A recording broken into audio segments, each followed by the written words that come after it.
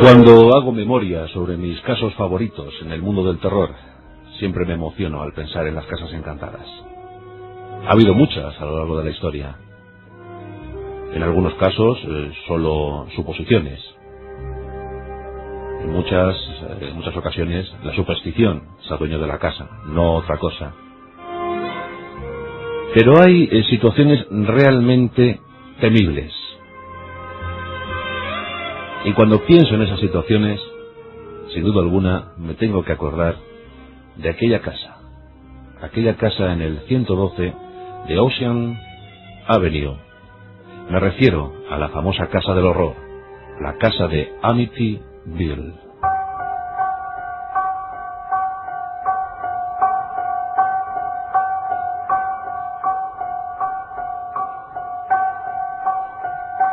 Ronald Lefredo era un tipo tranquilo, amable, simpático.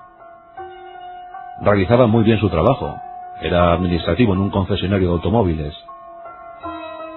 Y el sueldo no es que fuera muy grande, pero sí le permitía mantener una casa confortable, caliente en verano, fresquita en invierno. Vamos, de esas casas raras que van siempre al revés. Y dentro de la casa, pues, su familia. Su gentil y educada mujer y sus 5 hijos. Los 7 vivían de manera más o menos feliz en esa casa. Hasta entonces, nada hacía sospechar que la casa pudiera presentar alguna anomalía. Estamos en el Ecuador de la década de los 70, una década muy interesante para la parapsicología, para la ufología y sobre todo para el cine. El cine entonces se encontraba ávido, se mostraba ávido de nuevas historias.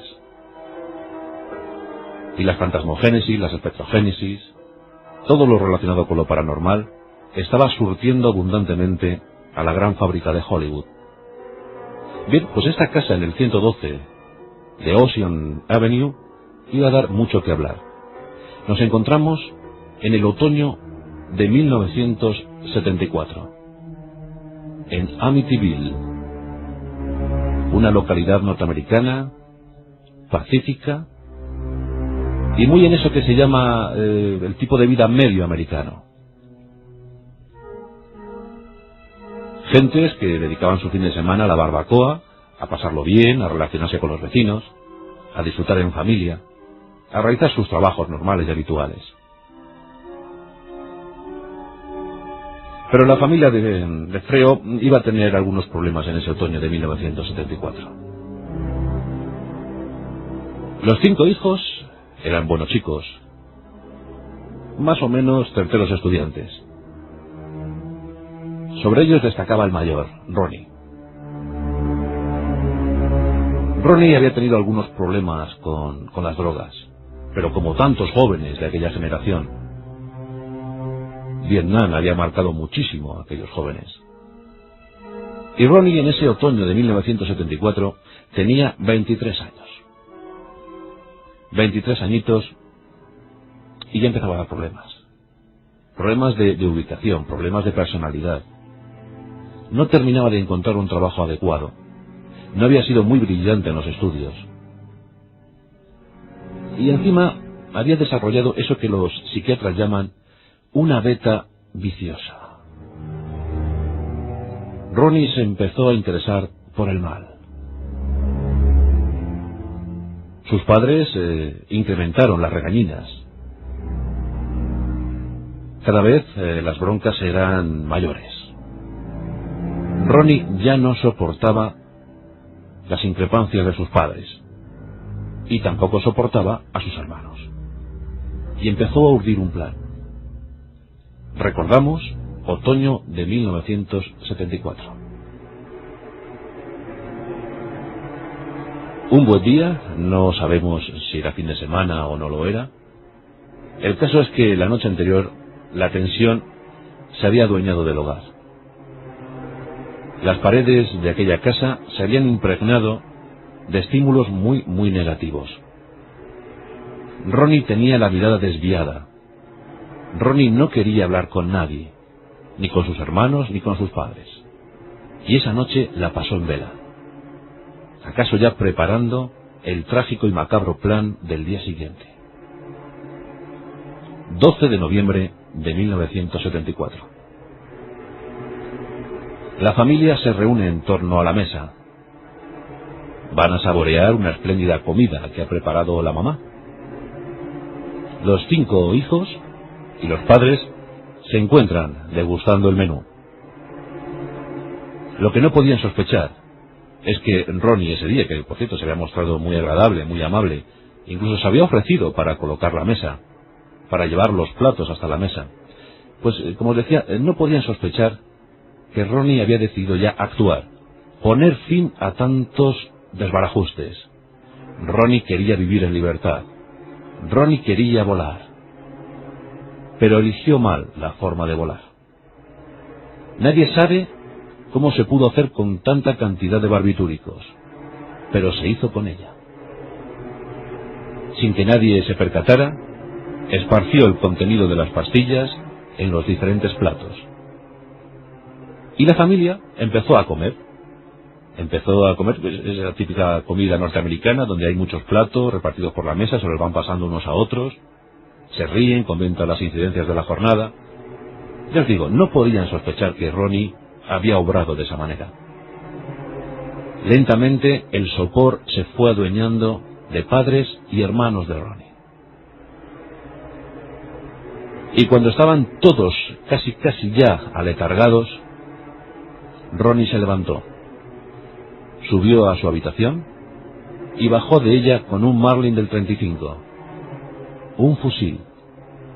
¿Cómo tenía Ronnie ese fusil? Pues lo tenía.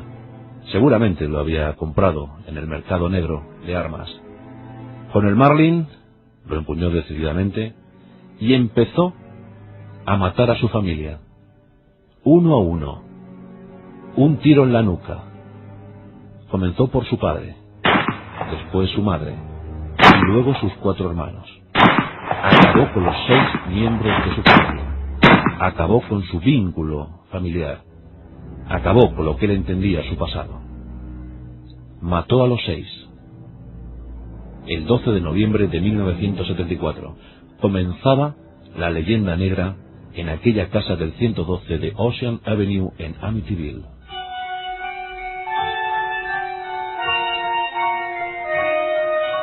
No hubo excusas, no hubo tretas posibles. Intentó justificar, intentó decir que él no había sido, pero todo lo que había preparado se vino abajo en 2 segundos. La policía le prendió, la policía le detuvo y le llevó a la cárcel. Mucho se comentó en Amityville, hasta entonces había sido una localidad muy tranquila, y aquel juicio se prolongó mucho. Fue el juicio más largo que había visto aquel condado. Durante 1 año las sesiones se sucedieron. Intervinieron psiquiatras, psicólogos, detectives, especialistas. No había lugar a la duda. Ronnie era el culpable y en consecuencia fue condenado. Diciembre de 1975. Ronnie iba a la cárcel. Le esperaba un oscuro futuro. Y mientras tanto la casa quedó allí, sola, llena de frío. Aquellas navidades las pasaría sola, sin nadie. No habría familia. La casa es como si lo intuyera, como si lo adivinara. La casa vivía en soledad, esperando a los nuevos moradores. ¿Qué sorpresas les iba a deparar? 2 semanas después de la sentencia a Ronnie, la casa fue comprada. Y fue comprada a precio de ganga, claro. Nadie quería vivir en esa casa que ya todos entendían era una casa encantada. La desgracia se había cebado en Amityville. La familia Lutz se fijó en esa casa. George Lutz era agente inmobiliario y claro, estaba al tanto de las gangas en la ciudad. Por muy poco dinero se hizo con una casa grande, hermosa y que iba a acoger muy bien a su familia. Su mujer, sus 3 hijos y un perro. Un perro muy curioso. A las 2 semanas llegaron a su casa, su espléndida y nueva casa. Comenzaba una nueva vida para los Lutz, pero lo que ellos no podían suponer es que la nueva vida iba a ser tan horrible. Dicen que al poco de llegar a la casa, la primera noche que pasaron en ella, ya escucharon cosas extrañas. Cosas muy extrañas. George, conocedor de la historia, porque seguro que era conocedor de la historia, aunque luego se ha contado mucho, hizo venir a un amigo suyo, a un sacerdote. Su nombre era Frank Mancuso. Frank quiso bendecir la casa,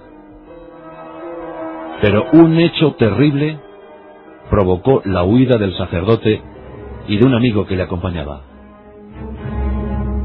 Cuando el padre Mancuso se disponía a bendecir la casa, una voz horrible, surgida desde lo más alto de la vivienda, dijo: ¡lárgate de aquí! El sacerdote no se detuvo en bendiciones y huyó despavorido. Cuentan que cuando entró en el coche estaba tan nervioso que empezó a dar bandazos con el coche, como si el mal le persiguiera. Después de algún percance, logró llegar a su vivienda, a su casa, e intentó a duras penas olvidarse de aquello. Dicen los biógrafos que quedó desde entonces seriamente afectado, con muchos problemas de fe. En cuanto al amigo que le acompañaba, también tuvo muchos percances, uno de ellos automovilístico que estuvo a punto de costarle la vida. «Lárgate de aquí», le dijo la voz. El hecho impresionó mucho a George, al nuevo dueño, y empezó a obsesionarse con la casa. Empezó a pensar que a lo mejor sí tenían razón los vecinos y que a lo mejor había un cierto encantamiento, había algo de encantamiento en esa casa. Empezó a recelar de los propios grifos. No quería abrir los grifos. Tenía miedo a ducharse, no se lavaba, no quería lavarse. Pensaba que algo maligno iba a salir de esos grifos. Por si fuera poco, empezó a tener alucinaciones. ¿Alucinaciones o realidades? Cuenta la historia que una especie de lodo viscoso y verde surgía de las paredes, brotaba de ellas. Además, George empezó a ver un espectro, pero un espectro muy curioso, un espectro de animal, un cerdo fantasmagórico que se paseaba por el jardín, entraba por la casa. Su hija llegó a ver ese cerdo fantasmagórico, incluso quiso adoptarlo como mascota. George también desconfiaba de su mujer. Afirmaba que su mujer le evitaba y que estaba perdiendo la dentadura y además se estaba convirtiendo en una bruja, que tenía aspecto de bruja. A esto hay que sumar voces extrañas que seguían incesantes, ruidos misteriosos y lo peor, un olor pútrido que parecía venir del subsuelo. Ese olor nauseabundo inundaba la casa. ¿Qué estaba ocurriendo en el 112 de Ocean Avenue en Amityville? George decidió investigar por su cuenta. Y buscando en el sótano de su casa, encontró un viejo inodoro abandonado. Entonces la leyenda cobró vigor. George empezó a decir con los ojos desorbitados que los espíritus salían por aquel inodoro y que estaban habitando la casa y que impedían que ellos pudieran seguir viviendo allí. En enero de 1976, la familia de George Luz huía despavorida de aquella casa en Amityville. Y entonces fue cuando la leyenda realmente se adueñó de aquel territorio. Jay Anson, un guionista de Hollywood, un guionista de documentales, se enteró de la historia, porque la historia fue muy popular, muy famosa en toda Norteamérica. Y rápidamente empezó a confeccionar un guión. Buscó precedentes tremendos y sanguinarios en aquella casa. La historia de Ronnie, los sucesos en la familia Lutz. En fin, había muchas cosas, había que investigar.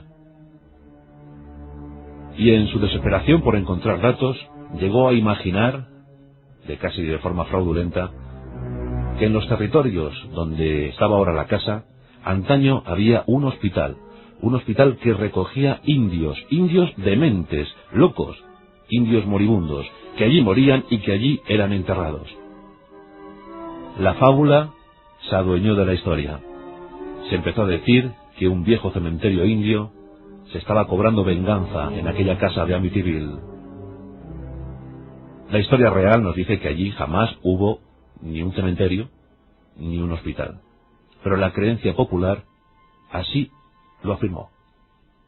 Una leyenda se convirtió en realidad porque los vecinos de Amityville hicieron circular esa historia. Amityville fue llevada al cine, aquella casa fue llevada al cine con numerosísimas entregas, pero la historia real es esta que os hemos contado hoy en nuestros pasajes de la historia del terror. Aquella casa en Amityville.